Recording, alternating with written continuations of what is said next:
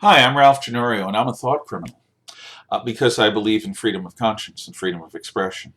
I'm a racist because I believe in a level playing field with equality of opportunity.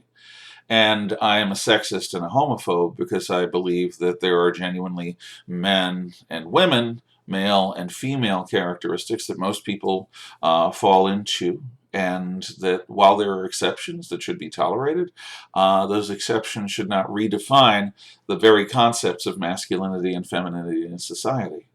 In other words, I believe in traditional American freedom, but don't listen to me because I am a cisgendered, middle-aged white male. And of course, in the name of tolerance, one can judge what someone like me is going to say on the basis of birth characteristics that I didn't choose and the fact that I tend to accept traditional American constitutional values as my own. In the end, the struggle right now between the woke culture and the rest of us is a struggle about what is real. Are we in an objectively real world where we have been given a certain set of circumstances through historical processes and simply by being human beings on this planet Earth? And if that's the case, traditional societies, from ancient Sumer to the modern United States, have answers that human beings have arrived at over many generations and millennia of time. In 5,000 plus years of recorded history, human societies, while not being all congruous, tend to accept that traditional gender roles are suitable for most people if they choose them. And that actions lead to consequences, choices matter, and hard work matters. And there's no such thing as utopia. And you certainly can't arrive at utopia by murdering your way or censoring your way there. The fundamental question in the woke era is reality something that we must accept? Or is reality something that we can rail against and change? Can we redefine sexuality to say that gender is simply a social construct? And like all social constructs, we can play games with it like it was clay on a potter's wheel. Um, is equality of opportunity racist, whereas equality of result is somehow equitable? The Civil Rights Law of 1964 outlawed racism in the sense of hiring and promotion.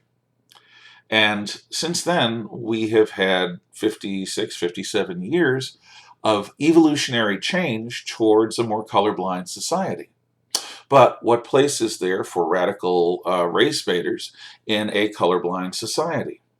So just as we are close to achieving, through generational evolutionary change, genuinely viewing people in the Martin Luther King-esque way of judging people by the content of their character, not the color of their skin, comes the BLM movement and others who argue that systemic racism is just something that's so real that it requires somebody, the government, the BLM movement, somebody, to literally reach into the minds of every human being ever, ever, ever, and reprogram them so that they're not going to be racist.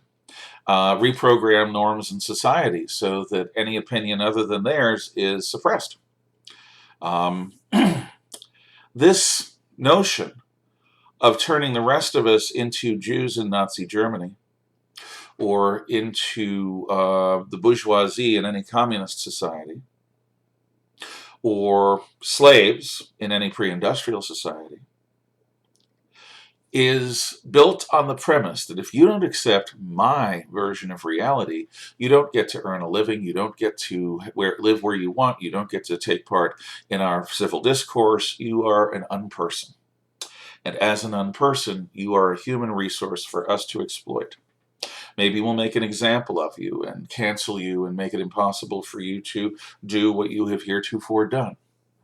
Maybe we'll, on a college campus, combine student intimidation with administrative pressure and the prejudice of professors to steal genuine education from you and replace it with programming.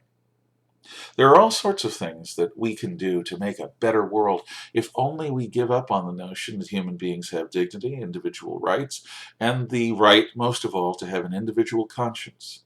This is not a matter you can sit on the fence about. Either you're for freedom or you are for tyranny in the name of somebody's utopia. I hope that you take this seriously enough to think about what side of this equation, of this battle, you're on.